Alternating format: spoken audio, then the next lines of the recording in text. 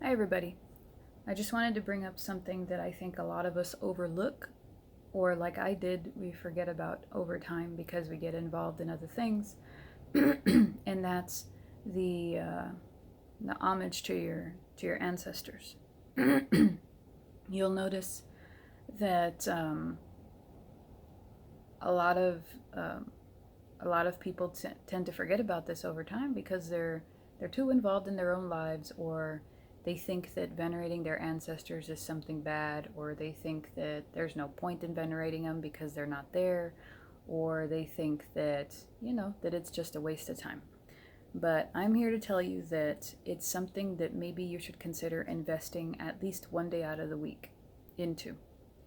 And the reason I say that is because if you look into Spiritism a little bit, and that is an extensive study, it's not something you're just going to study one night and then completely get it, but you can search YouTube for Spiritism and it'll give you a roundabout explanation. Um, Basically, it implies that, our ancestors, whether they be gone for 10 years or 100 years, just as they did in this life, they will in the next life be going through trials and hardships and self-realizations and moments of clarity and major emotional ups and downs.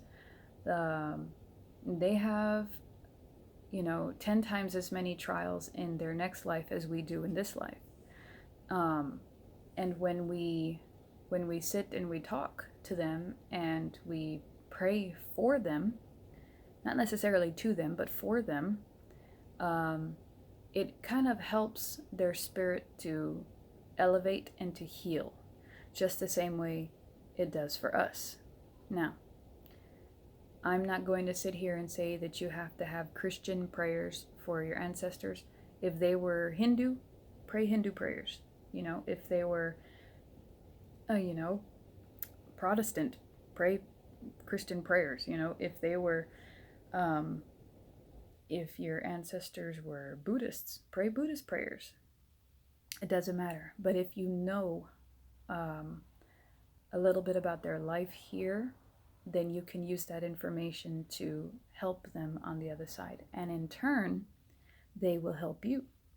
Because just as, you talk to your relatives in this life, your relatives on the other side are still, for the most part, attached to you in the sense that you're their blood.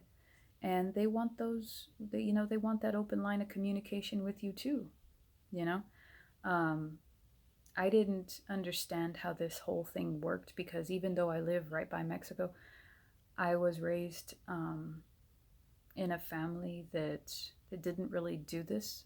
I mean, we have memoirs, and pictures, and stuff like that, but we don't really sit, and specifically talk to those, as they say, antepasados, our forefathers.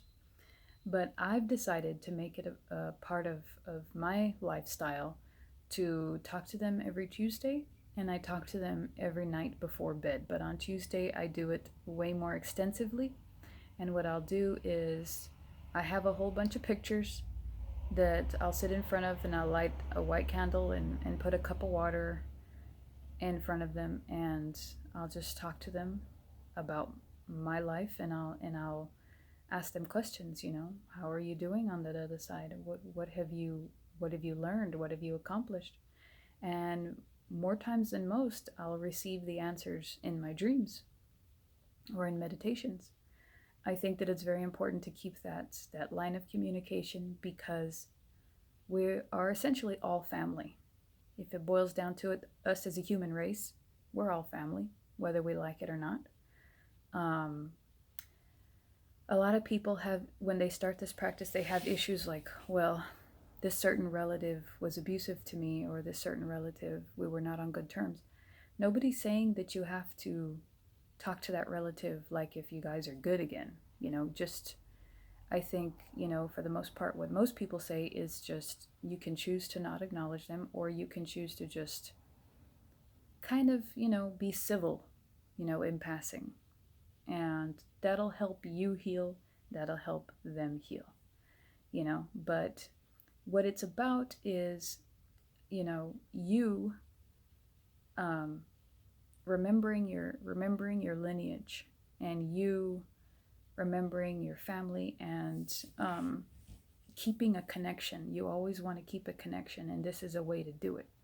You'll start to notice that the more you communicate with them, the more blessings you'll get.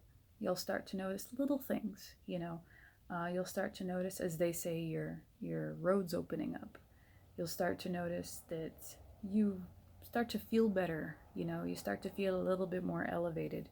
You'll start to be, a little bit more peaceful and one with yourself, one with the world around you.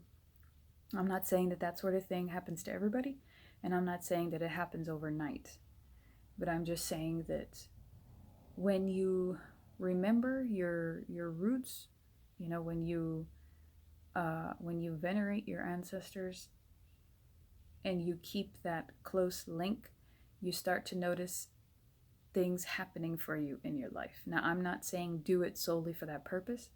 I'm saying that it's a side effect of keeping communication with them. You are helping them tremendously when you pray for them. And like I said, it doesn't matter what religion, just so long as what you're doing is you're putting out like positive vibrations for them, and they soak it up, and it's kind of like their food.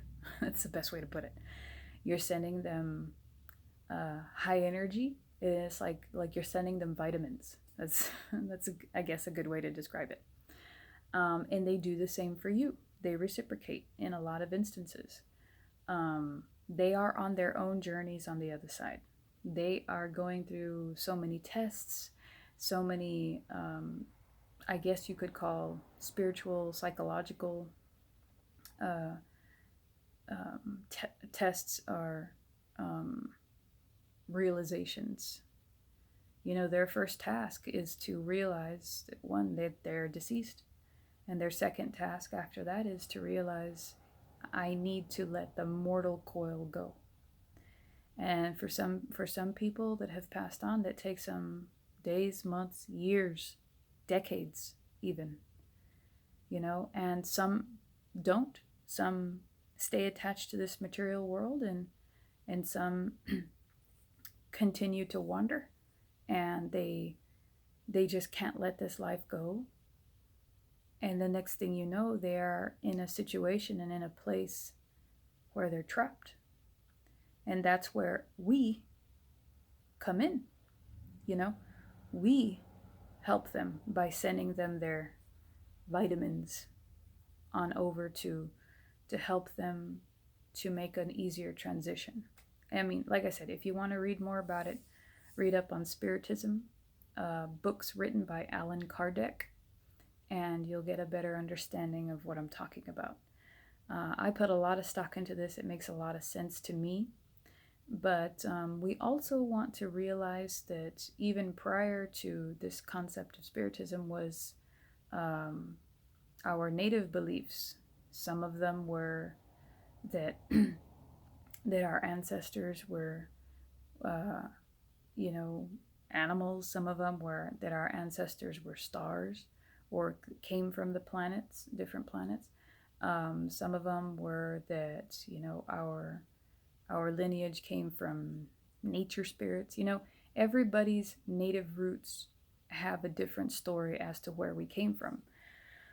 But at the end of the day, what remains is this interconnected unity that we have with the earth and with, our fellow man. We are all family. We are all related, whether we like it or not.